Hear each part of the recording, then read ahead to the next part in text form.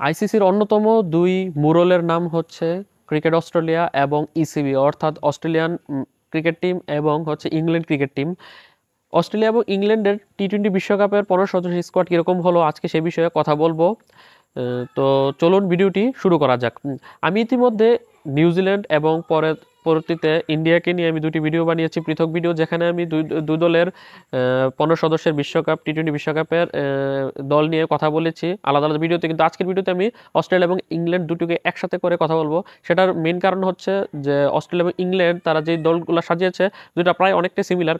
তার মেন কারণ হচ্ছে তাদের 15 সদস্য দলের মধ্যে দুই দলেরই 5 জন ব্যাটসম্যান রয়েছে এবং 4 জন অলরাউন্ডার এবং 6 জন করে বোলার রয়েছে। কারা কারা সুযোগ পেয়েছে এবং কারা কারা নেতৃত্ব দিচ্ছে সেটি নিয়ে আমি এখন কথা বলছি।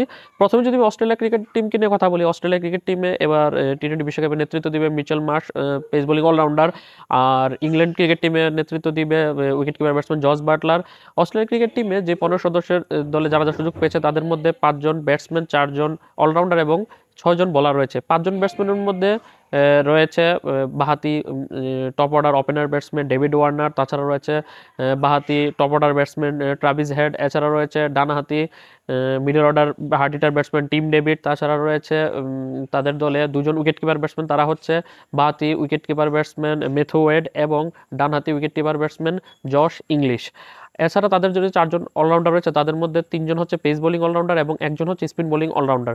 3 জন পেস বোলিং অলরাউন্ডারের মধ্যে একজন হচ্ছে ডানাতি pace bowling allrounder Mitchell Marsh সাথে একই সাথে অধিনায়ক এবং টপ অর্ডার ব্যাটসম্যান এবং সে মিডিয়াম পেস বোলিংটা করে থাকে। তার সাথে রয়েছে পেস বোলিং অলরাউন্ডার মার্কাস টয়নিক, সে মিডল অর্ডারে টপ মিডল অর্ডারে খেলে থাকে, সেও একজন ডানহাতি পেস বোলিং অলরাউন্ডার।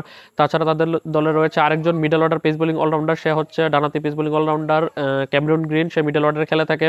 এছাড়া একজন মাত্র spin bowling allrounder, genuine spin bowling allrounder রয়েছে, সেটা হচ্ছে Glenn Maxwell, right handed batsman এবং right arm off spinner, middle অর্ডারে সে খেলে থাকে। তাদের দলে 6 জন যে বলার রয়েছে তাদের মধ্যে তারা হচ্ছে 2 জন স্পিনার এবং 4 জন পেসার। 2 জন স্পিনারের মধ্যে রয়েছে বাঁহাতি spinner Ashton Agar, left arm orthodox spinner, এবং আরেকজন হচ্ছে রাইট আর্ম লেগ স্পিনার অর্থাৎ ডানহাতি লেগ স্পিনার অ্যাডাম জাম্পা। এবং 4 জন পেসারের মধ্যে রয়েছে 3 জন ডানহাতি পেসার এবং একজন বাঁহাতি পেসার। একজন বাঁহাতি পেসার হচ্ছে left arm pacer Mitchell Starc. তাছাড়া 3 জন ডানহাতি পেসার হচ্ছে right arm pace bowler Pat Cummins, right arm pace bowler Josh Hazlewood এবং right arm pace bowler Nathan Ellis. এখন এই অস্ট্রেলিয়া দলের এই 15 সদস্যের দল প্লেয়ারদেরকে আমি যদি আরেকবার বলি, তারা হচ্ছে David Warner, Travis Head, Tim David, Matthew Wade, Josh Inglis, Cameron Green, Marcus Stoinis, Mitchell Marsh, Glenn Maxwell, তাছাড়া রয়েছে Mitchell Starc, Pat Cummins, Josh Hazlewood, Nathan Ellis, Adam Zampa এবং আস্টন আগার। এখন যদি আমি কথা বলি ইংল্যান্ড ক্রিকেট টিমে কারা রয়েছে, জস বাটলার নেতৃত্বাধীন ইংল্যান্ড টিমেও 5 জন ব্যাটসম্যান রয়েছে, তাদের মধ্যে 3 জন উইকেট কিপার ব্যাটসম্যান এবং 2 জন মিডল অর্ডার এবং টপ মিডল অর্ডার ব্যাটসম্যান। 3 জন উইকেট কিপার ব্যাটসম্যানের মধ্যে প্রথমে রয়েছে তাদের ক্যাপ্টেন জস বাটলার, সে একজন ডানহাতি উইকেট কিপার ব্যাটসম্যান, টপ অর্ডারে খেলে থাকে। তারপর তাছাড়া রয়েছে আরেকজন হচ্ছে right arm wicket keeper batsman Jonny Bairstow, সে মূলত ওপেনিংয়ে খেলে থাকে। তাছাড়া রয়েছে আরেকজন ডানহাতি wicket keeper batsman Philip Salt, সেও ওপেনিং এর পজিশনে খেলে থাকে। এবং টপ অর্ডারে আরেকজন তাদের ব্যাটসম্যান হচ্ছে খেলে থাকে বাঁহাতি ব্যাটসম্যান বেন ডাকেট। তাছাড়া রয়েছে ডানহাতি middle order batsman Harry Brook, যে বেন স্টোকসের বদলে গত বিশ্বকাপে ওয়ানডে বিশ্বকাপে ডাক পেয়েছিল প্রথম দিকে, তারপর সে বাদ পড়ে, বেন স্টোকস ফিরে আসায় সে বাদ পড়েছিল। তারপর তাদের দলে যে 4 জন অলরাউন্ডার রয়েছে তাদের মধ্যে তাদের 3 জন স্পিন বোলিং অলরাউন্ডার এবং একজন পেস বোলিং অলরাউন্ডার। 3 জন স্পিন বোলিং অলরাউন্ডার মধ্যে রয়েছে প্রথমে রয়েছে middle order hard hitter spin bowling allrounder Moeen Ali একযোগে বাঁহাতি মিডল অর্ডার ব্যাটসম্যান এবং ডানহাতি অফ স্পিনার। তাছাড়া রয়েছে right arm spin bowling allrounder Will Jacks মূলত ওপেনিংয়ে এবং মিডল অর্ডারে খেলে থাকে, সে একজন ডানহাতি ব্যাটসম্যান এবং ডানহাতি অফ স্পিনার। এছাড়া তাদের রয়েছে ডানহাতি leg spinning allrounder Liam Livingstone মূলত লোয়ার মিডল অর্ডার খেলে থাকে, একজন ফিনিশার ব্যাটসম্যান হিসেবে খেলে থাকে, ডানহাতি ব্যাটসম্যান এবং ডানহাতি লেগ স্পিনার। এবং একজন পেস বোলিং অলরাউন্ডার হচ্ছে বাঁহাতি pace bowling allrounder Sam Curran, সে লোয়ার মিডল অর্ডারে একজন ফিনিশারের ভূমিকা পালন করে, সে একজন বাঁহাতি ব্যাটসম্যান এবং বাঁহাতি পেস বোলিং অলরাউন্ডার।